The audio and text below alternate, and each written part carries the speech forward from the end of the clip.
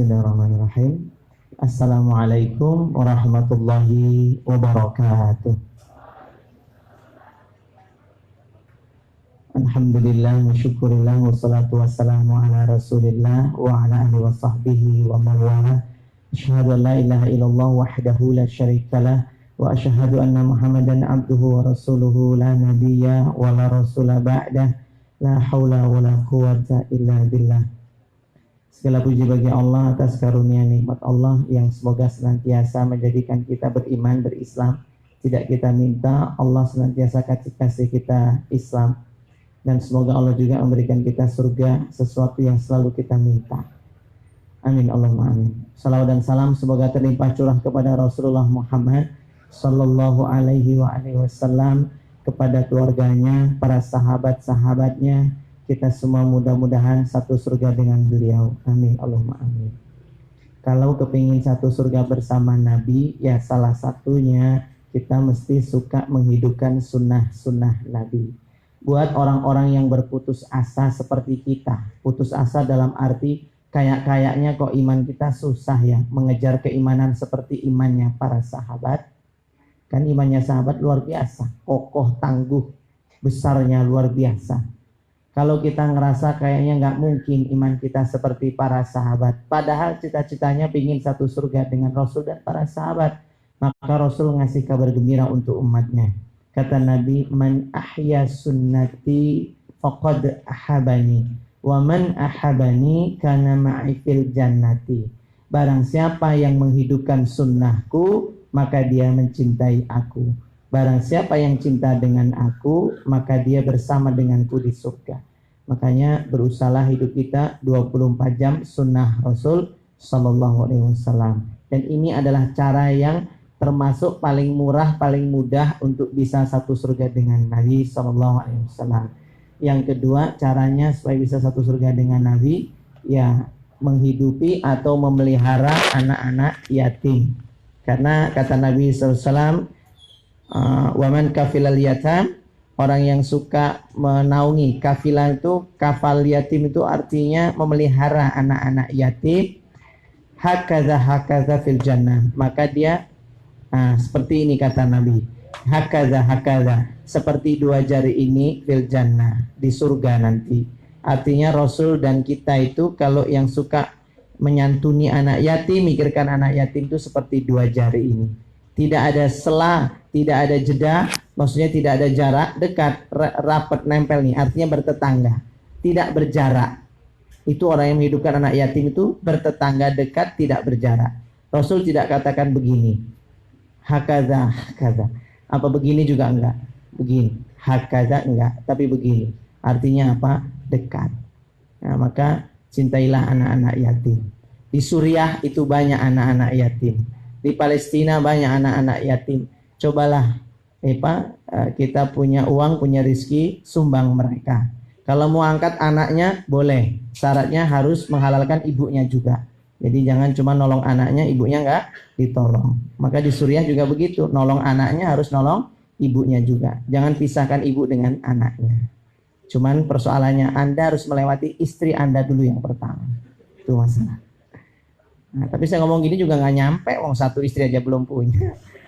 Jadi nggak nyanda ya, terlalu tinggi ini makomnya ini sudah. Baik teman-teman semua dirahmati Allah, dicintai Allah Subhanahu Wa Taala. Di sesi pembukaan awal 15 menit ke depan, kita akan membahas mengenai nikah ambyar gara-gara prinsip.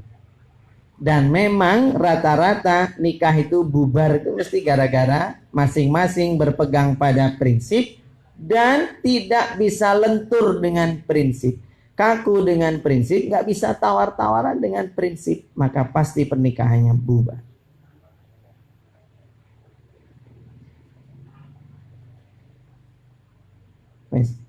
Ya.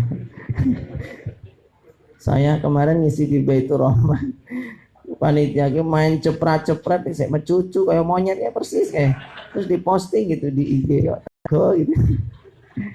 Ya Allah, ya Allah. Baik, saya lanjutkan lagi. prinsip yang bikin ambyar nikah itu ada dua macam. Artinya prinsip sebelum nikah dan setelah nikah. Sebelum nikah kalau punya prinsip ini biasanya susah. Susah apa Pak Ustadz? Impian nikahnya yang ambyar. Punya impian tapi gak kecapai-capai. Gak nikah-nikah dia. Gara-gara berpegang pada prinsip yang pertama. Prinsip sebelum pernikahan.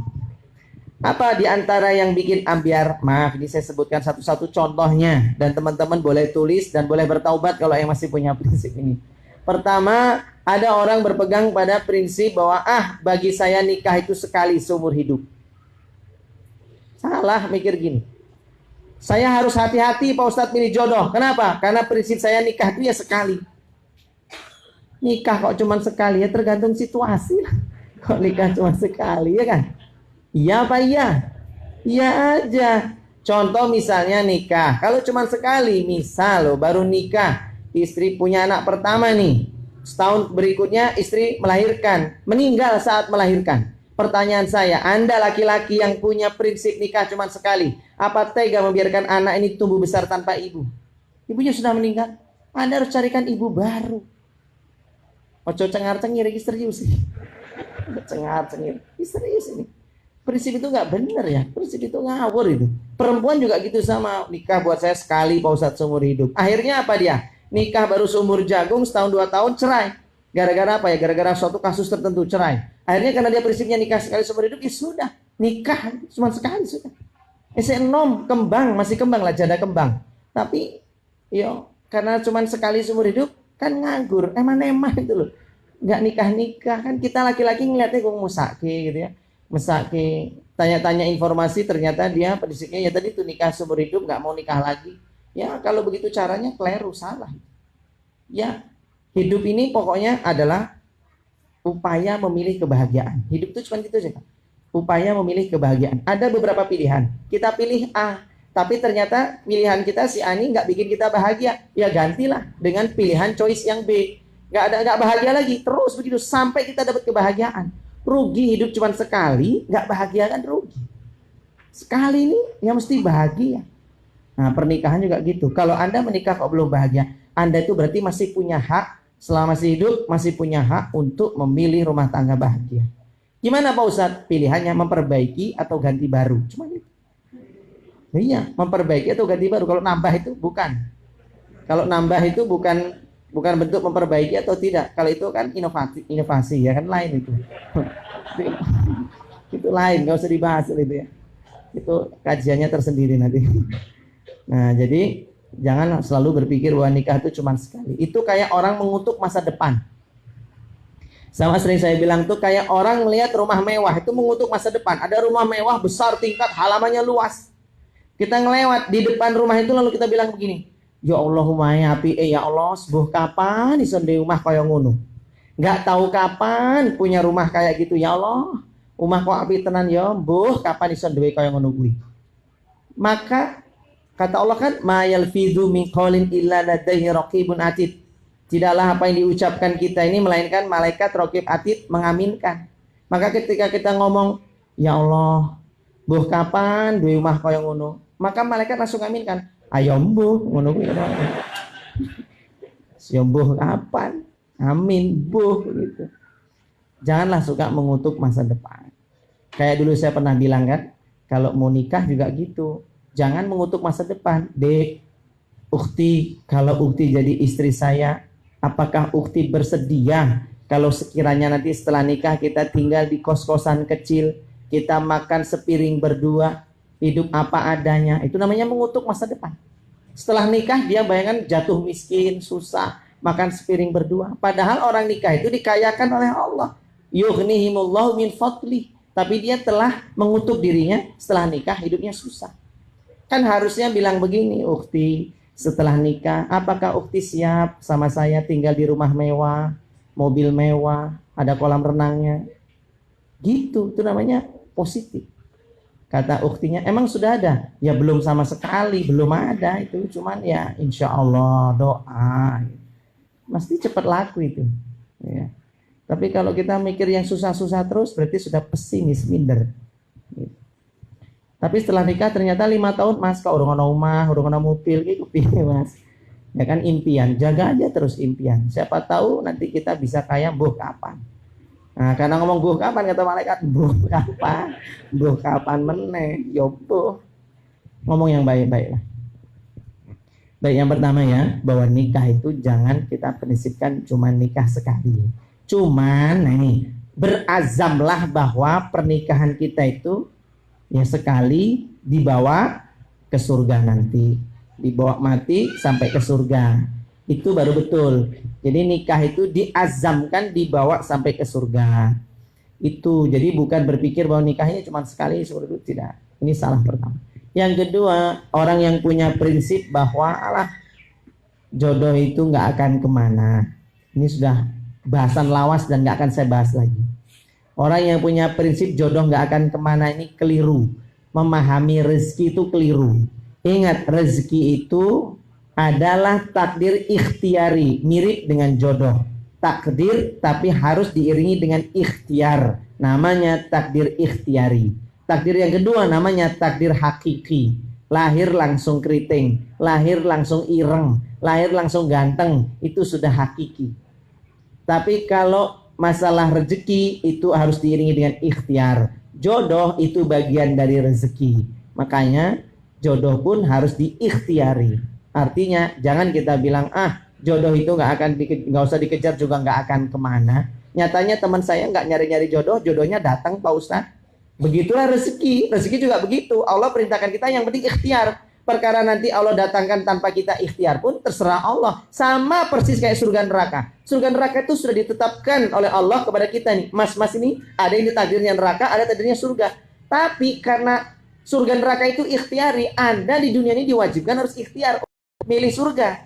Walaupun takdirnya neraka dirahasiakan oleh Allah, surga neraka kan dirahasiakan. Untuk apa Pak Ustadz? Biar kita semuanya semangat dalam beramal soleh. Makanya dirahasiakan. Kalau diumumkan, wah, banyak orang putus asa sudah. Iya kan? Lahir langsung dikasih pengumuman oleh Allah lewat lahir itu ya. Maka orang tuanya langsung bermimpi bahwa anakmu ini penghuni neraka. Terus anak ini tumbuh dikasih tahu, nak, besok kamu matinya masuk neraka. Jika itu dikasih tahu udah gak ada orang semangat lagi, Miss. Gua ada kasih sate, ayo nyate yuk. Serah semangat. Lah ngopo aku mlebu neraka, sopo sate iki. Ngopo besok aku jadi sate. Ya semangat. Makanya Allah rahasiakan itu surga neraka. Ikhtiar, kenapa? Bisa berubah. Jodoh begitu juga, bisa jadi kita ini jodohnya mungkin loh 5 tahun lagi. Tapi karena ikhtiar kita sungguh-sungguh dipercepat oleh Allah, itu terserah Allah. Karena Allah itu maha membolak-balikkan takdir. Karena hati-hati kita, qulubul mukmin, hati-hatinya orang mukmin itu baina yadai, di antara dua jari-jarinya Allah. Terserah Allah membolak-balikkan hati manusia, dan takdirnya itu terserah urusan Allah. Karena jodoh itu ya ada di mana-mana ya, di mall, di angkringan, di pasar, di kampus, di mana-mana. Yang ketiga, prinsip yang keliru lagi. Apa?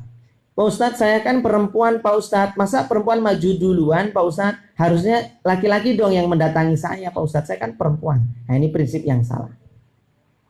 Yang sudah nggak zaman di era persaingan begitu ketat. Iya, sekarang kan emang zaman persaingan ketat. Jadi sudah nggak zaman. Saya kan perempuan Pak Ustadz. Saya malu kalau maju duluan. Itu sudah nggak paham prinsip namanya. Kalau dia kayak gitu ya terlibas lah. Ada ikhwan soleh dikit, ganteng dikit, langsung dilibas perempuan yang sudah paham dengan kajian teras dakwah, langsung maju jadi. Dia ketinggalan dan kelewatan terus itu. Nah yang berhasil itu pasti murid-murid saya itu. Iya cerdas tuh ahwat-ahwat yang maju, cepat gerakannya cepat tuh bagus. Ini ahwat nggak cekat-cekat gitu ya, mau ngenteni ya Allah. Bismillah, saya akan berdampingan dengan dia. Ya Allah, bismillah. Baru ngipi-ngipi, temannya langsung aku disik, bus maju. Selesai dia. Nah, makanya nggak ada lagi prinsip begitu. Tapi gimana cara majunya Pak Ustadz? Cara nembung duluan bagaimana Pak Ustadz? Tidak saya bahas, karena sudah sering saya bahas ya. Belajarlah bagaimana caranya, strateginya Bunda Khadijah mengutus sahabatnya Nafisah untuk mendatangi Rasulullah. Belajarlah dari situ. Baik, itu yang keberapa? 3. Ini materinya rampung, selesai, nanti habis sisa tanya jawab, bubar balik, cepet ini. Biar yang datang terlambat tuh ngerasain betapa pentingnya ngaji itu di awal bukan di akhir. Iya benar, taklim yang pertama itu yang berhak dapat ilmu inti itu sebenarnya di pertama-tama. Yang dapat snack juga biasanya yang pertama. Yang keberapa sekarang? Yang keempat, apa itu prinsip yang juga gini prinsipnya. Saya kan S1 ya, setidak-tidaknya nyari yang sama-sama S1. Jadi lebih fokus kepada pendidikan. Ini prinsip yang harus dihapus. Anda akhwat-akhwat sarjana S1, S2, S3. Tidak harus kok nyari yang S1, S2, S3. Itu tidak harus. Banyak orang itu aslinya orang cerdas, orang pintar. Hanya dia terlahir dari keluarga orang miskin. Dia nggak bisa meneruskan sekolah kuliah, itu nggak bisa. Aslinya dia orang pintar. Dan aslinya takdir rezeki dia mungkin sudah bagus. Sudah, sejak lahir kan sudah ditiupkan kan. Ketika umur 120 hari dalam kandungan, sudah ditulis 4 perkara padanya. Ajalnya, rezekinya, nasib baik, nasib buruk, dan amalannya. 4 sudah ditakdir ditulis. Menurut Ibnu Mas'ud hadis itu. Kemudian, bisa jadi takdirnya, walaupun dia cuma lulusan SD atau SMP, kalau Allah berkehendak dia menjadi pengusaha sukses, jadi dia. Jadi orang soleh, jadi ustadz, bisa aja dia, walaupun cuma lulusan SD. Sangat mungkin. Contohnya siapa? Buya Hamka. Anda tahu Buya Hamka lulusan apa? Jadi orang besar. Rasulullah aja lah, nggak usah ngomong jauh-jauh. Rasul nggak sekolah, nggak bisa baca. Anda masih sibuk dengan S1, S2, S3, S4, S2. Ngapain mikirin? Kalau Anda sudah merasa pendidikan begitu, yang Anda cari adalah yang paling penting yang nyambung diajak ngomong. Ketika taruh itu yang penting nyambung diajak ngomong. Anda percuma S1 dapat ikhwan S2, tapi IP-nya 1 koma. Untuk apa? S2 kok IP-nya nasakom. Untuk apa ini? Ya kan untuk apa? Nasib 1 koma kan nasakom. Untuk apa ya? Dia punya suami, alhamdulillah Pak Ustadz, saya sarjana, istrinya kan, saya dari kedokteran, suami saya sarjana teknik. Ditanya berapa IPK-nya? 2. Berapa? 2 pas, itu nggak bisa ditawar lagi, sudah itu 2,0. Lalu apa bangganya punya suami IP-nya 2? Nggak ada bangga-bangganya sama sekali. Toh nanti lamaran kerja juga nyari yang kira-kira nggak nyambung sama jurusannya. Biar apa? Biar bisa diterima kerjaan. Karena apa? Kalau nyambung sama pendidikannya ini jurusannya jelas nggak diterima. Oh, 2 itu kan, yo sopos ya, dari perusahaan mana terima anak IP-nya 2. Pasti dia akan nyari pekerjaan yang kira-kira tidak memperdulikan jurusannya apa. Contohnya apa? Pegawai bank. Bangkrut lah dia setelah itu. Habis dia. Kena riba lah, haram lah, segala macam. Nah makanya yang penting itu komunikasi nyambung. Oh, udah buru-buru azan sih? Belum ya, masih 5 menit lagi. Sudah. Oh iya benar. Cepet amat ya. Kan 20. Oh, jam saya yang belum saya bahas, nanti kita bahas setelah sholat isya insyaallah. Assalamualaikum warahmatullahi wabarakatuh.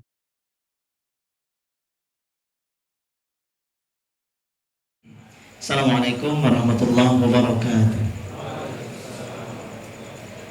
Alhamdulillah wa syukurillah, wassalatu wassalamu ala rasulillah wa ala alihi wasahbihi wa mawalah. Kita langsung sambung ya, sambil diingat-ingat tadi yang pertama, prinsip-prinsip tadi ya. Kita buat resume sebentar. Yang pertama tadi, prinsip yang bikin jodoh kita jauh, impian nikah kita ambiar itu karena dia berprinsip satu apa? Nikah itu sekali. Nah, itu nggak mesti. Tergantung niat, tergantung situasi, kondisi. Yang kedua, apa tadi? Jodoh gak akan kemana. 3, bagi seorang perempuan ya, akhwat ya, apa itu? Bahwa kita kan perempuan, mestinya didatangi, bukan mendatangi. Itu prinsip yang salah. Yang keempat, tadi terakhir, apa itu? Ya, karena sama-sama S1, jadi maunya nyarinya yang S1. Anda tahu ada menteri cuma lulusan SMP kalau nggak salah, atau SD atau SMP ya. Nama menterinya Susi, Menteri Susi Perikanan ya. Menteri Susi siapa? Susi Rosmawati itu. Oh, Pujastuti. Itu mantan kok ya, lupa. Susi siapa tadi? Pujastuti. Oh, bisa Susi Rosmawati ya. Lalu siapa? Yuk, coba kalau kita ngobrol sama dia tentang perekonomian, pasti nggak nyambung. Padahal cuma lulusan SMP, kita nggak nyambung ngobrol sama dia. Kenapa ya? Ya nggak nyambung lah. Ya kepintar kita ini dianggap ya jauh, gitu, nggak level. Makanya jangan lihat seorang tuh dari gelar akademiknya. Karena orang pintar tuh tak harus sekolah. Ya, pintar kan lewat belajar. Dimanapun dia bisa belajar, itu bisa membuat dia pintar, insya Allah. Nggak harus sekolah formal. Jadi masalah itu jangan sampai dipertahankan bab masalah pendidikan, dan ini harus pinter ngerayu-ngerayu ke orang tua juga ya, bahwa kepintaran tuh nggak mesti jaminan bagus komunikasinya, ngobrolnya nyambung, enggak juga. Siapa tahu istrinya dokternya tapi dokter hewan. Nah, yang lanang S1, laki-lakinya S1-nya sastra, ya nggak bisa ketemu. Atau dia yang laki-lakinya apalah ya, teknik, ya nggak ketemu teknik sama dokter hewan. Ngomongnya ya nggak nyambung-nyambung, nanti susah juga. Jadi intinya bukan pada pendidikan, yang penting pas ta'aruf nyambung aja diajak ngobrol. Kan gitu tujuannya. Nah, kalau memang tujuannya mau cari yang nyambung kan nggak harus sama-sama pendidikannya setara S1, S2 atau S3. Tadi ada yang nanya ke saya, Pak Ustadz, ini saya enaknya gimana Pak Ustadz? Haruskah saya jujur dengan calon ikhwannya Pak Ustadz? Saya kalau jujur tentang pendidikan formal tuh saya takut ikhwannya itu mundur Pak Ustadz. Kenapa mundur? Karena mungkin minder gara-gara si akhwatnya ini formal. Saya bilang ke akhwatnya tadi, bilang gini aja Mbak cukup sebutkan lulusan S1 dah gitu aja lah. Yang lainnya nggak usah disebut. Kan bukan berarti bohong ya. Tidak terbuka itu kan bukan berarti berdusta. Dia hanya tidak terbuka saja, tidak cerita semuanya. Dan tidak penting emang menceritakan semua juga nggak harus. Yang penting dia jujur menyampaikan, oh alhamdulillah pendidikan saya S1 di sini, dah gitu. Jangan ditulis pendidikan terakhir. Kalau dia nulis pendidikan terakhir, bohong. Tapi tulis saja pendidikan perguruan tinggi, tulis saja S1 misalnya dari kampus mana, fakultas mana, sudah gitu aja, nggak usah disebut. Tapi Pak Ustadz, kata si akhwatnya nanya, apa? Si ikhwannya minta saya membuat deskripsi lengkap tentang jalur pendidikan saya Pak Ustadz. Mungkin si ikhwannya khawatir sekali, karena mungkin dia lulusan SD, jadi takut sekali mungkin loh ya.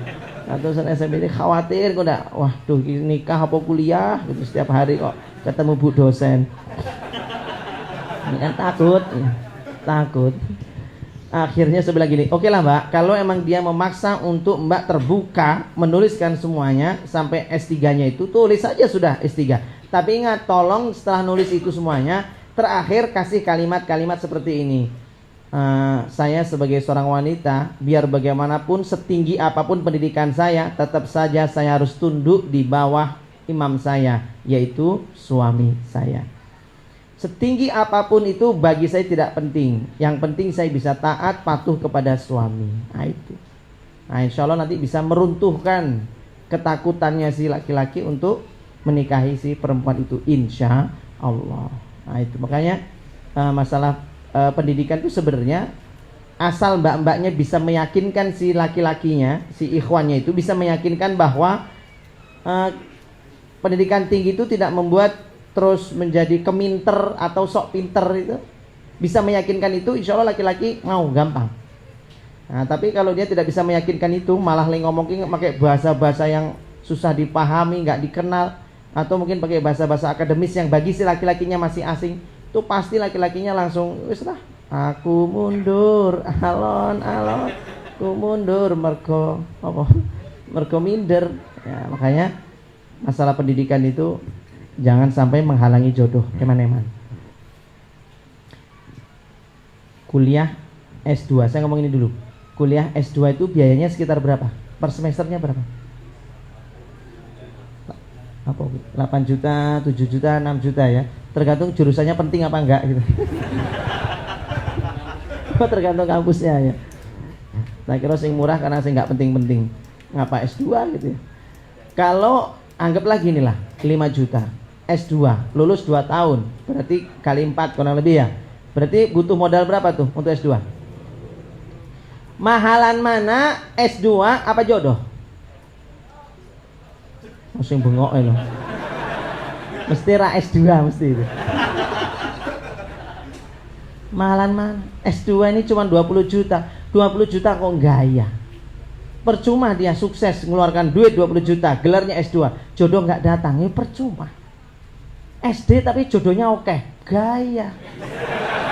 Iya, SD jodohnya papat. Iki S2 si jirai itu motor wae. Paham maksud saya ini? Maka nggak usah gaya-gaya masalah itu tuh, nggak usah gaya. Dan jangan menyombongkan diri gitu. Oke, ini selesai ya. Kita bahas maksudnya cukup. Saya nggak sensitif loh, nggak sensi juga apa masalah pendidikan tuh enggak. Saya senang kok ada perempuan pendidikannya tinggi itu bagus, karena itu untuk mendidik anak-anak, keluarga memang butuh ilmu.